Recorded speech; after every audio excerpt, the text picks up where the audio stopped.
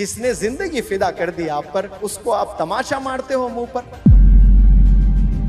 जिसने अपना खून पसीना लगा दिया आप पर, आप उसको रुलाते हो, आप उसको परेशान करते हो। जब आप पैदा हुए थे बेपनाह खुश थे कि मेरे घर रहमत आई है, लड़की पैदा हुई है। इसका सिला 15 साल में नौजवान बच्ची दे रही है किसी के साथ भागकर।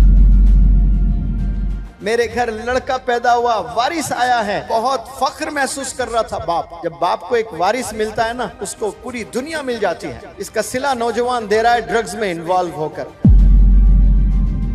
आपकी अम्मी, आपके अब्बू एक टीम बनकर आप पर फिदा हो गए, आपकी ग्रूमिंग में लग गए, आपके रेजिंग में लग गए, खिलाने में लग गए, पिलाने में लग गए, पहनाने में लग गए, पढ़ाने में लग गए। और 15 साल के बाद आप रिवेंज ले रहे हो, बदला ले रहे हो, जलील कर रहे हो।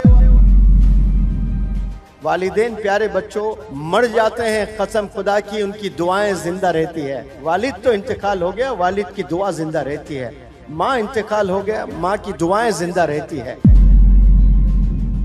मैं गारंटी से कहता हूं 50 और 60 साल के जितने भी वालिदैन इस रूहे जमी पर अभी जिंदा हैं, उनमें 80% परेशान है अपने बच्चों को लेकर, अपने ही बच्चों को लेकर परेशान है।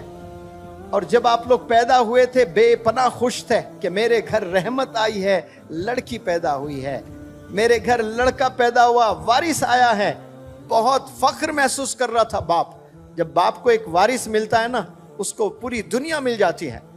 और एक बेटी पैदा होती है तो बाप बेपनाह खुश हो जाता है, ये तो रहमत आई है अल्लाह की।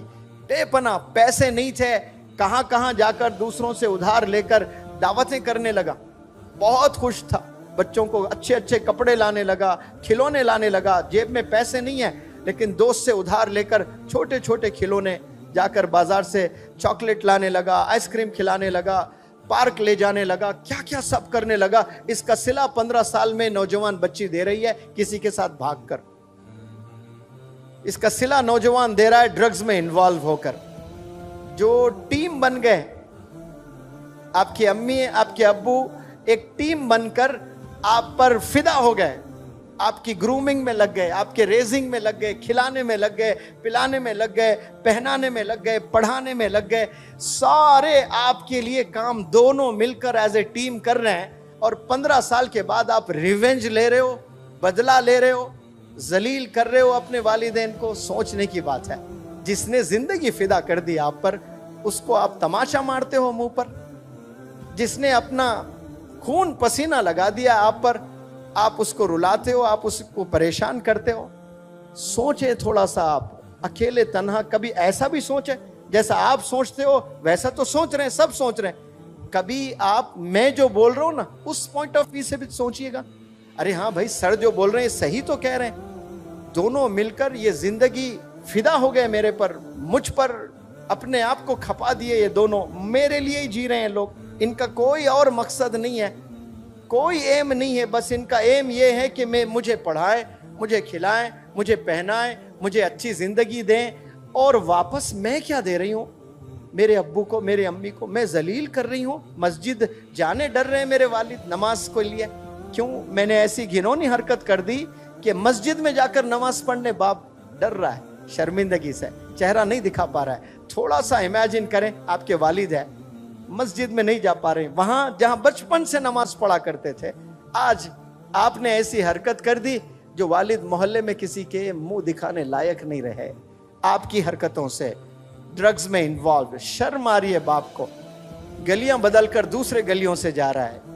ये नौजवान ऐसे तोहफे दे रहे हैं अपने वालिदैन को। फख्र महसूस करना, प्राउड फील करना, डैड आपके माम प्राउड फील करना, मेरी बेटी, खुश होना वालिदा। वालिदैन प्यारे बच्चों मर जाते हैं, कसम खुदा की उनकी दुआएं जिंदा रहती है।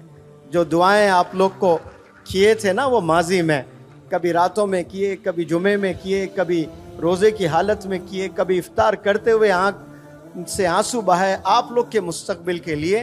वालिद तो इंतकाल हो गया, वालिद की दुआ जिंदा रहती है। माँ इंतकाल हो गया, माँ की दुआएं जिंदा रहती है। तो देखने के लिए वालिदैन जिंदा नहीं होते हैं, लेकिन वो दुआएं जिंदा रहती है और वो दुआएं आपको बुलंदियों पर ले जाती हैं। और आज उफ भी नहीं कहना है, आप उफ तो दूर, हाथ भी उठा रहे हैं, तेज आवाज में बात कर रहे हो, ऊंची आवाज में बात कर रहे हो, वालिदैन को रुला रहे हो आप लोग। ये रवैये को बदलिए, आप रिस्पेक्ट करना शुरू करें, फिर देखें इंशाअल्लाह अल्लाह कैसे आपको चमकाएगा। सब लोग को चमकने का शौक है, कामयाबी का शौक सबको है। फार्मूला आपके पास घर में है, कामयाब होने का फार्मूला आपके घर में है, दीन में भी दुनिया में भी। जन्नत में जाना चाहते हो तो बाप दरवाजा है, बाप को रुला कर दरवाजा लॉक पड़ा हुआ है, नहीं जा पाओगे आप।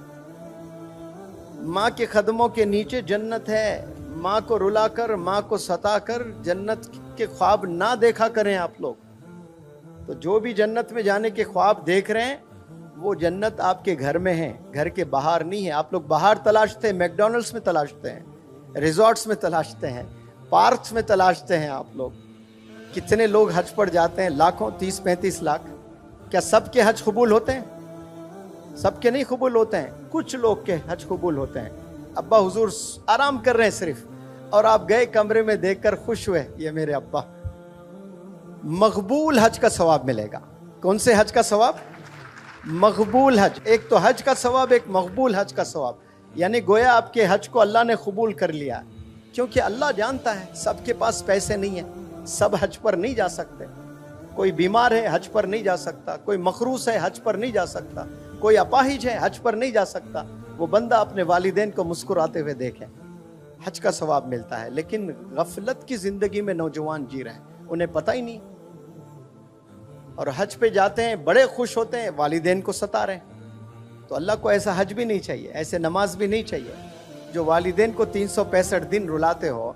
और आप हज पर भी जा रहे हो, साल में 2 उम्रे भी कर रहे हो, 5 वक्त नमाज भी पढ़ रहे हो, चैरिटी भी दे रहे हो, लेकिन जो असल काम आपने करना है घर में, जो वालिदैन की खिदमत, उनकी रिस्पेक्ट, वो ना करें तो फिर कुछ नहीं है आप।